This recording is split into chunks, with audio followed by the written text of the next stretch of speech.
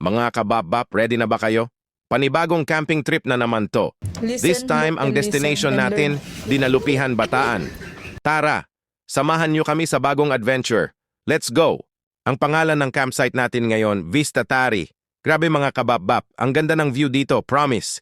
Di nakakasawang balikan. Perfect spot para mag-relax, mag-camp, at magka-good vibes. As usual, pagdating namin, hindi na kami nag-aksaya ng oras.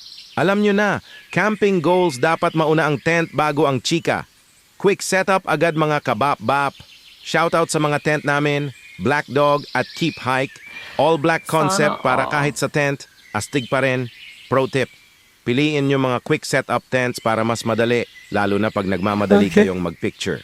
After namin ma-setup ang mga tent, kanya-kanya muna kaming setup ng interior.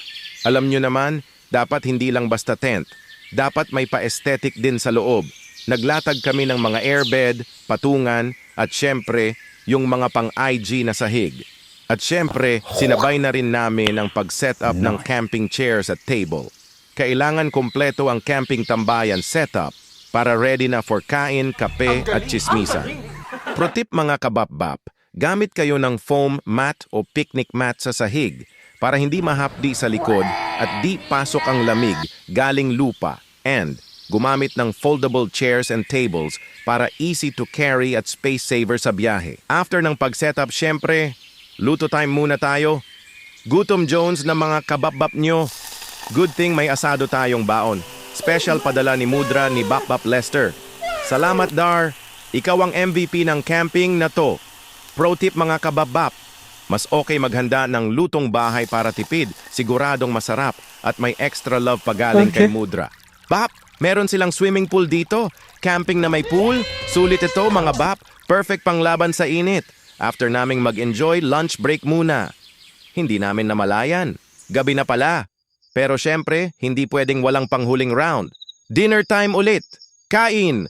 Kwento na may bash. And repeat. Kung napansin niyo mga kabab-bap, puro kami kain. Grabe, wala kaming preno parang ex mo. Biglang nawawala pero dito biglang may kainan ulit. Mayat maya ang kain parang snack break every 10 minutes. Siyempre, camping to. Cheat day namin to. Walang diet, bawal calorie counting. Dito lang masarap magpakatotoo. Sabi nga namin, kain now, takbo never. Rice is life, love life next time.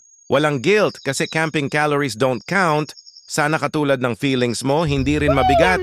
Tara, dagdag rice pa, unlimited rice, walang arte, basta busog. At syempre, hindi complete ang camping kung walang pa-bonfire. Kaso, umulan mga bap. Alam na yon na, minsan kahit gaano ka ka-ready, uulanin ka pa rin ng pagsubok. Parang love life nyo. May spark, kaso binaha. Pero okay lang, busog naman kami. Kaya itinulog na lang namin ang lahat. Good morning, my neighbors! Hey, fuck you! Yes! Umagang kay ganda mga kabap-bap. Grabe, magdamag ang ulan kagabi. Buti na lang tumila din paggising namin. Thank you, Lord. Pwede na ulit lumafang mamaya. Yun nga lang, basta mga tent namin sa labas. Pero good news, tuyo sa loob. Pro tip mga kabap-bap. Importante yung tent na may maayos na rain cover para kahit umulan buong gabi, tuyo pa rin ang loob. Prep and luto agad ng breakfast. Mga kabap-bap. Alam nyo na, gutom is life paggising. Dapat agahan muna bago marites. Ang menu natin today mga bap, Shanghai. Kasi roll lang ng roll kahit sa buhay. Sunny side up. Kasi kahit minsan bagsak, may sunny side pa rin. Spam, classic camping food. Huwag ka mag-deny, paborito mo rin to. Sisig, pang-almusal na may konting tapang. Hot dog, kasi minsan, simple lang ang saya. Pro tip mga kababap, mag-prepare ng easy-to-cook meals para hindi maubos oras sa luto. Kasi dapat bonding time pa rin after ng cooking. Alam niyo na, kainan na naman mga kababap. Kung may talent kami, ito yon. Walang sawa sa pagkain. Ang dami naming niluto, parang handaan sa fiesta. Pero for campers lang. Minsan talaga, hindi gutom ang kalaban, kundi tukso ng amoy ng pagkain. Camping rule number 1. Walang diet pag nasa bundok ka, walang calories sa nature. Confirmed yan ng mga kabab-bap researchers. After naming kumain, sinilip namin mga tents. Kung tuyo na ba sila after kagabing ulan. And good news, Ang bilis lang matuyo. Grabe tirik agad ang araw parang si Crush. Biglang nagpakita after ng silent treatment. Grabe, parang may built-in dryer yung mga tent namin. Sabi nga namin, uy, mabilis pa matuyo to kesa sa taong nagpaasa. By the way mga kabap-bap, it's our second time na namin dito sa Vista Tari. Ganun namin kamahal tong campsite. Parang love mo na binalikan kahit nasaktan ka na dati. Pero may kulang, wala si Bap-Bap Jaja. Jaja, kung nanonood ka man, huwag ka mag-alala. Ipagdarasal naming mahanap mo ang forever mo. Kahit hindi kami yon. Balik ka next camp ha. Promise di ka na naming iiwan. Ha ha ha. At syempre mga kababap, don't forget to like, subscribe, at i-hit ang notification bell para updated ka sa mga susunod naming lakad. Support din pag may time. Reminder pala mga kababap, camping tayo, hindi bar party. Chill lang tayo sa daladalang JBL speaker. Walang masama sa tugtugan, pero baka may kapit camp na gusto ng peace, hindi party all night. Iba yung vibe ng tugtugan sa kubo, sa rave sa kagubatan. Huwag tayong pasaway, bap. Anyway, mga kabap-bap, multitasking to the next level. Nag-swimming habang naglalaro, parang love life. Sabay naliligo, sabay nabibigo. Pro tip, camping is not just about tents. Dapat may pang-bonding activities din. Mas masaya pag may halong tawanan, laro, at syempre, swimming habang nagkakagulo sa laro. Nag-e-enjoy lahat mga kabap-bap, lalo na ang mga bata walang kapag-uran. Grabe sila, parang may unlimited energy. Lumalangoy buong araw, parang hindi na uubusan ng baterya. Parang kami lang sa Fundador and Coke, umaabot ng 3 days and 1 litro. Habang kami isang round lang ng swimming, pagod agad, tapos balik upo sa camping chair. Iba talaga pag bata ka pa. Hindi pa sumasakit ang likod, hindi pa namamanhid ang kaluluwa. Pro tip, pag may kasamang bata sa camping, automatic cardio na yan. At habang nag-e-enjoy ang lahat, biglang may special guest. Kinumusta kami ng bagyo, mga kabap-bap. Hindi tutulad kahapon na tamang ulan lang, ngayon may kasamang malakas na hangin. At may kalakasan, parang may dalang feelings na matagal nang tinago. Dali-dali kaming naglipat ng mga gamit. Parang Amazing Race mga bap. Yung mga pwedeng mabasa, tinabi agad. Yung ibang gamit, tiniklop kahit hindi pantay. Basta maisilong lang.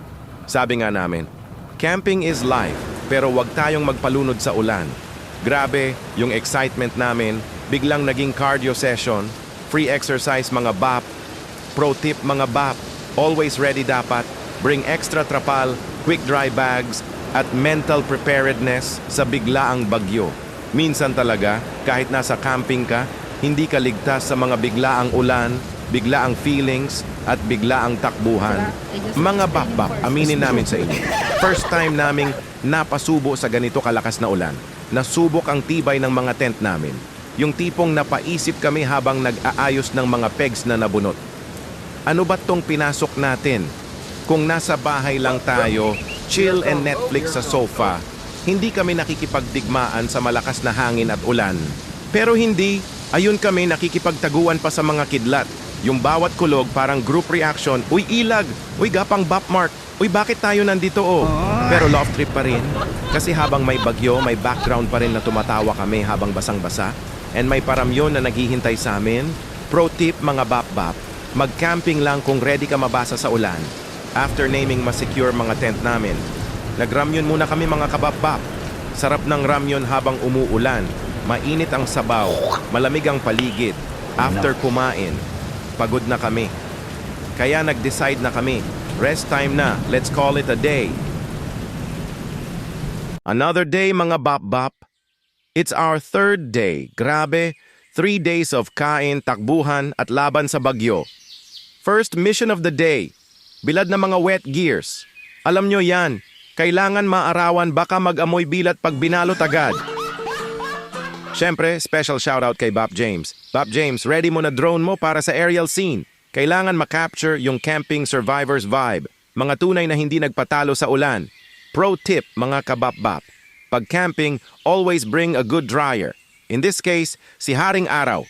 At kung may drone ka, bonus na yan, pangpaastig sa vlog, pangpaselos sa mga tropang naiwan sa bahay.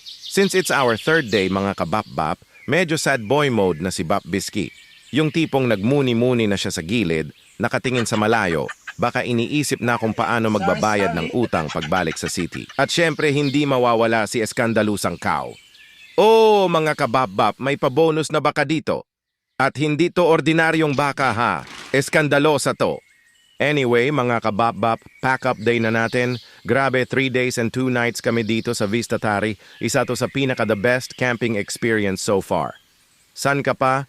Camping na may pabingo, tongits tournament, swimming marathon, ramyun mukbang, at syempre, patentero with kidlat. Pack up complete, mission accomplished. Grabe, salamat Vista Tari sa solid na camping experience. Hindi lang bundok ang inakyat namin, pati memories na hindi namin malilimutan. Minsan ganun talaga, kahit hindi perfect ang panahon, perfect pa rin yung mga kasama mo. Kasi kahit basang-basa ka na, basta may tropang tatawa sa'yo. Okay na yon, camping lesson learned. Magdala ng trapal, maghanda sa bagyo, at dapat laging ready makipagpatintero sa kidlat. Pag inabot ka man, may kwento kang uuwian. Mga kabap-bap, don't forget to like, subscribe, at i-hit ang notification bell para updated ka sa susunod naming lakad. Kasi baka sa next camping, ikaw na ang sumama. Maraming salamat mga kabap-bap and see you sa next trip and next food trip. Camping is life. Diet is another story.